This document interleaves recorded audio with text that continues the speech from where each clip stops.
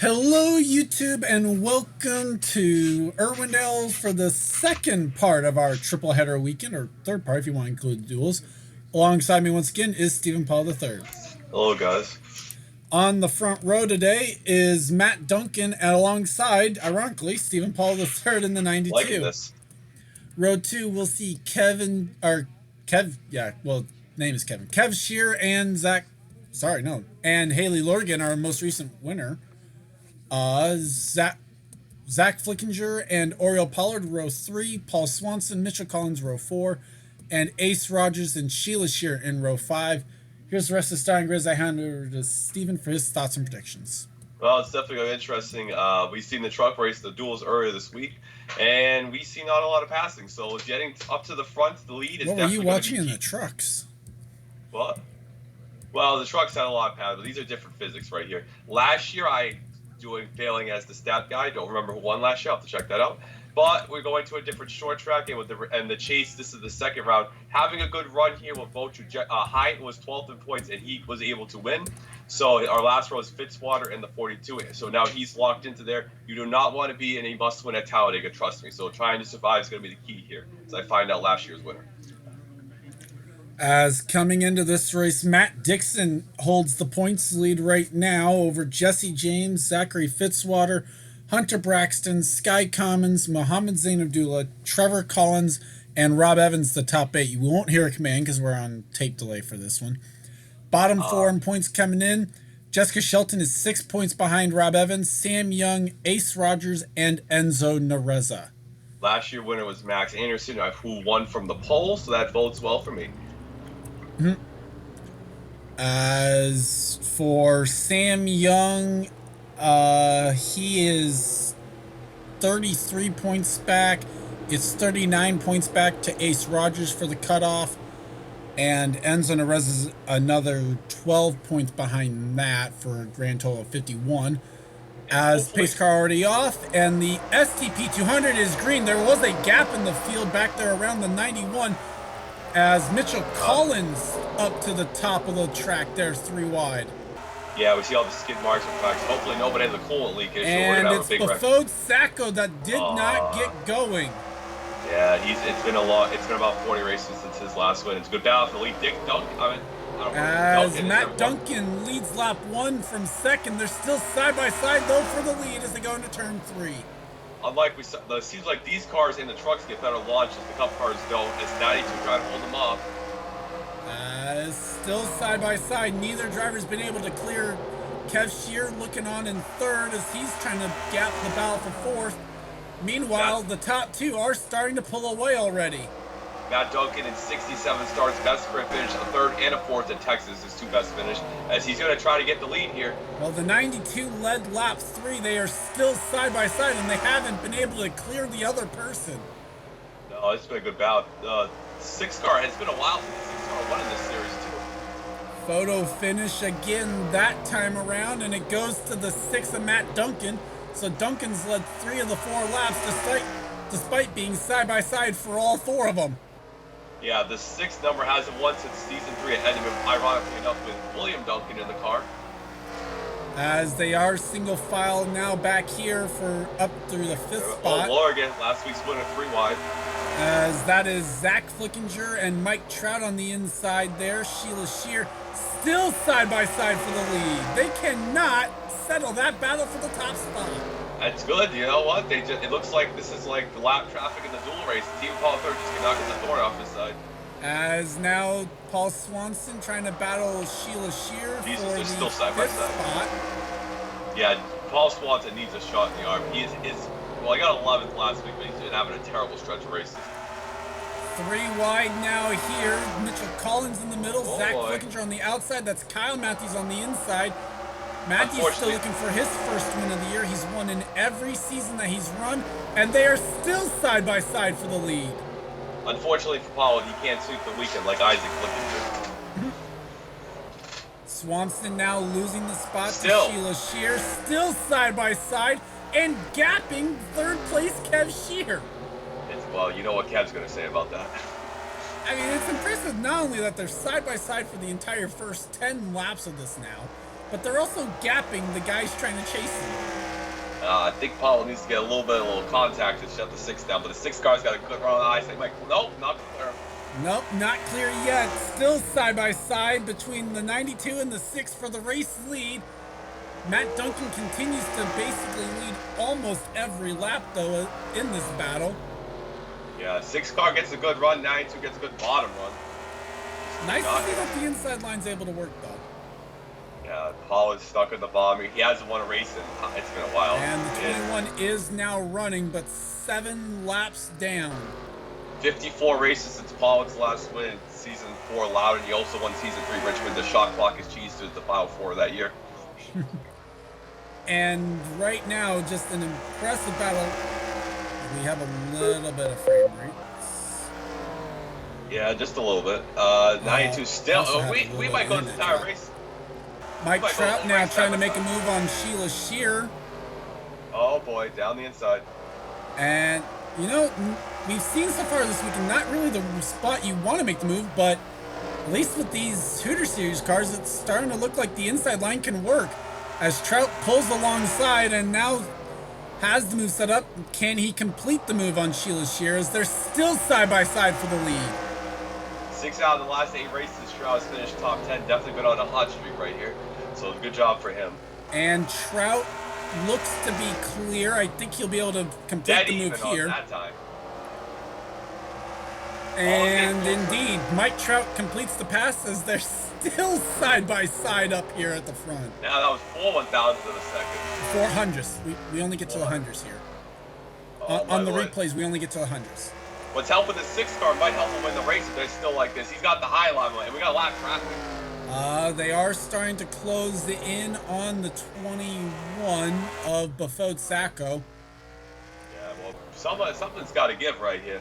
You would think, but man, impressive battle here to start this race. Still side by side for the first 18 laps. It took the game till turn 2 to decide who led that lap. I think part of that's because we're on replay. It's a little bit delayed now. Oh, it's getting there, but that 6 car just got that high-side ticket. 92 leads the lap that time around. I'm pretty positive number 92 has never won in this series. I could be wrong, but I'm pretty positive. I'm pretty confident in saying that too, because I'm pretty sure this was one of the first years the 92s even run. Meanwhile, Duncan pulls ahead by about half a car length that time. Looks like he got a good shot, but Paul just with that middle line home momentum. The inside line's where you want to be in that corners, but that outside line gives you the better run off is what we're seeing through this battle. Meanwhile, Trout makes the move back here. That is for the 4th spot now. We have seen more side-by-side the entire 2021 NASCAR Cup Series at 1.5 miles. This is amazing. They were tied to the 100th that last time around. I apologize for the frame rate. I don't exactly know what's causing it. If I knew, I would have already fixed it. We can run the spectator. Huh? I think we need to go to the spectator camp pretty soon. Well, okay, I kind of know what's causing it now. And side by side. Considering, Steven, you just talked at like 50 times speed almost. Yeah, I'm pretty sure I know what's causing the frame rate. I'm not on drugs. Well, I'm pretty sure the internet's causing it. Still side by side here. Great battle between the 99 and the 90 for the 4th spot now. And you have not turned off the clickers. We've done 25 laps. They're still side by side up there for the lead. We're halfway home. They're still side by side for the lead and still gapping 3rd place. Well, Cap Shear needs to go cry in the bed in the 5 car. As Trout completes the move on the 90, that is for 4th. How about this stat? No chases in the top 10. No round of 12 chasers, because technically the 5 and the 03 did make it. Yeah, 92 just he needs a slide job. Cannot get around the 6 as still side by side, and again another lap where they were tied to the 100th. Do anybody got a Red Bull to throw at the 6? As the 6 pulls ahead that time around, and it looks... Is he going to be able to clear? No, here comes the 92 back at the 6. 92 just gets great on the 3 and 4. Oh my lord, they just will not give it up. Well, he's actually looks like he's better in 1 and 2, truthfully. Yeah. Oh my god. Still trying to fight hard for the lead. 6 got loose. 6 is starting to get farther and farther ahead, though. No, not really. He pulls away a little bit, at the line. Yeah. Because it was 0.06, then it was 0.07. And then that's point that was something. 0.08, and now Duncan is clear. And he just wanted to ruin the fun, didn't he? So Duncan now, after 30 straight laps of side-by-side racing to start this one, clears for the race lead. Now can the 92 set up some sort of counterattack? Well, we got the fellow unsponsored mate up there to help us out. Meanwhile, battle for the 5th spot heats up between Sheila Shear and Oriel Pollard. Yeah, Sheila, who won at Iowa and Sonoma last year, had no wins so far this year. Almost won at Richmond, actually. Yeah, that's true. But then she lost to Jesse James. Trevor Jermaine in the top 10 after a miserable few weeks. Yeah, he's actually side-by-side with the 48. This is a battle for 10th. Kyle missed the cup race, so try and redeem himself here. Also, actually, Kyle double DNQ'd this week because he also DNQ'd the truck race. Has that ever happened? That might be the first time that's happened. Considering we only have the 2 series that DNQ, probably, yeah. I can't think of anyone else. Maybe Qualls might have double DNQ'd a couple of races Yeah. Oh my god, here we go, another round of this. This time it's the 76 and 48 that cannot settle the battle for 10th. Yeah, it looks like the 6 car's pretty much got it. Duncan has never finished runner-up in his career before, so it's a good run for him. Best finish at 3rd? 3rd at Texas, and he finished, and that was season, what were we in, 5? That was season 3 when he ran the 50 car. Yeah, we're in season 5 now for 2008 season. He's been with Roush his whole career, running Roush in the Cup Series right now. As Trevor Jermaine now clears, here comes Ace Rogers. This would be 4 extra points for the 18's chase hopes. If he can get this 11th spot away from the 48, he is the top running chaser right now. Yeah, that's going to help him, especially since he is 11th in points. Yeah, he was 11th in points, so he was outside the top 8 coming in. Or I should say he was in the bottom 4 coming in. He will get the spot away from the 48. So that is 4 extra points for Ace Rogers' championship hopes. And sets his sights on 76. Go ahead.